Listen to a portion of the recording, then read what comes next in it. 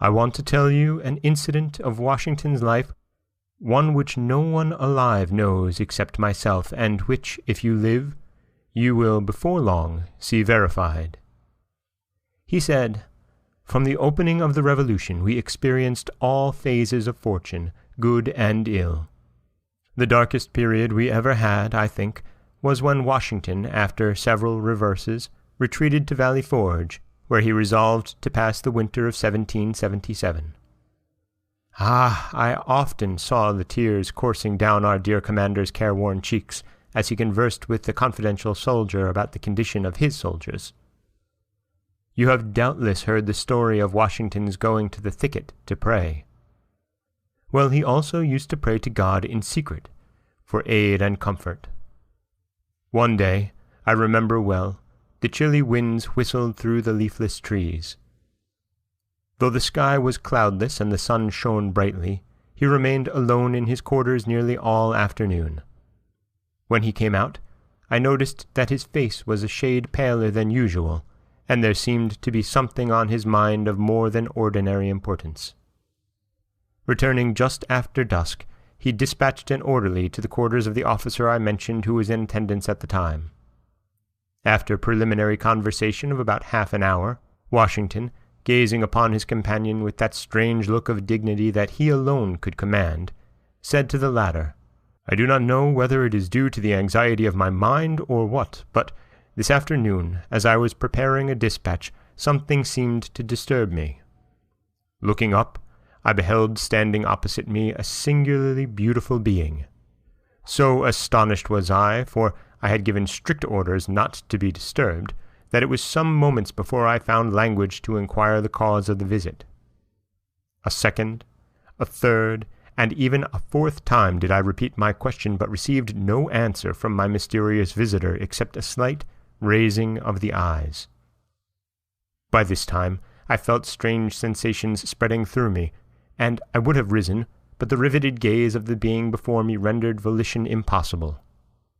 I essayed once more to speak, but my tongue had become useless, as though it had become paralyzed. A new influence, mysterious, potent, irresistible, took possession. All I could do was to gaze steadily, vacantly, at my unknown visitor. Gradually, the surrounding atmosphere seemed to become filled with sensations and grew luminous. Everything about me seemed to rarefy, including the mysterious visitor. I begin to feel as one dying, or rather to experience the sensations which I have sometimes imagined accompany dissolution. I did not think, I did not reason, I did not move. All were alike impossible. I was only conscious of gazing fixedly, vacantly, at my companion.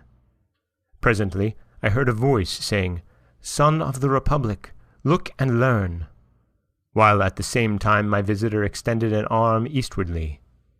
I now beheld a heavy vapor at some distance rising fold upon fold. This gradually dissipated, and I looked out upon a strange scene. Before me lay spread out in one vast plain all the countries of the world, Europe, Asia, Africa, and America.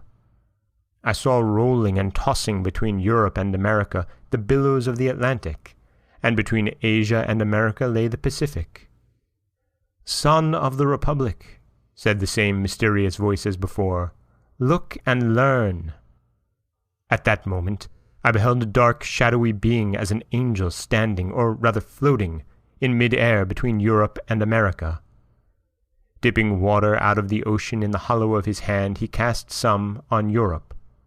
Immediately a cloud raised from these countries and joined in mid-ocean. For a while it remained stationary and then moved slowly westward until it enveloped America in its murky folds. Sharp flashes of lightning gleamed through it at intervals, and I heard the smothered groans and cries of the American people. A second time the angel dipped water from the ocean and sprinkled it out as before. The dark cloud was then drawn back to the ocean, in whose billows it sank from view. A third time I heard the mysterious voice saying, "Son of the Republic, look and learn." I cast my eyes upon America, and beheld villages and towns and cities spring up one after another, until the whole land from the Atlantic to the Pacific was dotted with them. Again I heard the mysterious voice say, "Son of the Republic, the end of the century cometh, look and learn." And this time the dark shadowy angel turned his face southward, and from Africa I saw an ill-omened spectre approach our land. It flitted slowly over every town and every city of the latter. The inhabitants presently set themselves in battle against each other, and I continued looking. I saw a bright angel, on whose brow rested a crown of light on which was traced the word Union, bearing the American flag, which he placed between the divided nation. He said, "Remember, ye are brethren." Instantly the inhabitants, casting down their weapons, became friends once more and united around the national standard. Again I heard the mysterious voice saying, "Son of the Republic, look and learn." At this, the dark shadowy angel placed a trumpet to his lips and blew 3 distinct blasts, and, taking water from the ocean, he sprinkled it on Europe, Asia, and Africa. Then my eyes beheld a fearful scene. From each of these countries arose thick black clouds that were soon joined into one, and throughout this mass there gleamed a dark red light, of which I saw hordes of armed men who, moving with the cloud, marched by land and sailed by sea to America, which country was enveloped in the volume of cloud. And I dimly saw these vast armies devastate the whole country and burn the villages, towns, and cities that I had beheld springing up. As my ears listened to the thundering of the cannon, the slashing of swords, and the shouts and cries of millions in mortal combat, I again heard the mysterious voice saying, "Son of the Republic, look and learn." When the voice had ceased, the dark angel placed his trumpet once more to his mouth and blew a long and fearful blast. Instantly a light as of 1,000 suns shone down from above me, and pierced and broke into fragments the dark cloud which enveloped America.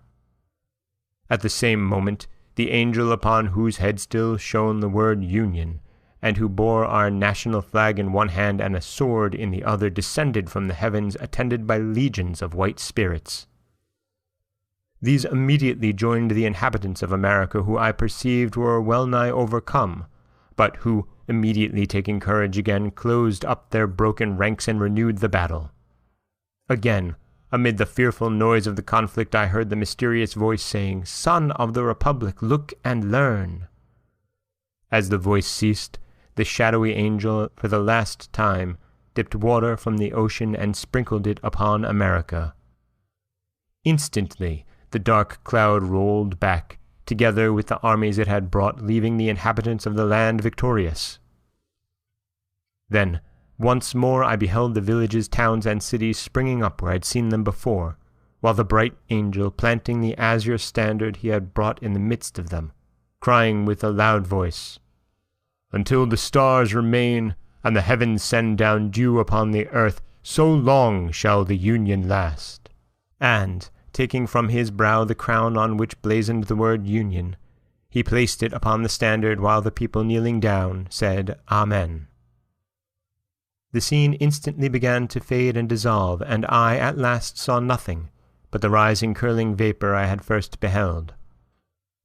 This also disappeared, and I found myself once more gazing upon the mysterious visitor, who in the same voice I had heard before said, "Son of the Republic, what you have seen is thus interpreted. 3 great perils will come upon the Republic. The most fearful is the third, but in this greatest conflict the whole world united shall not prevail against her. Let every child of the Republic learn to live for his God, his land, and the Union."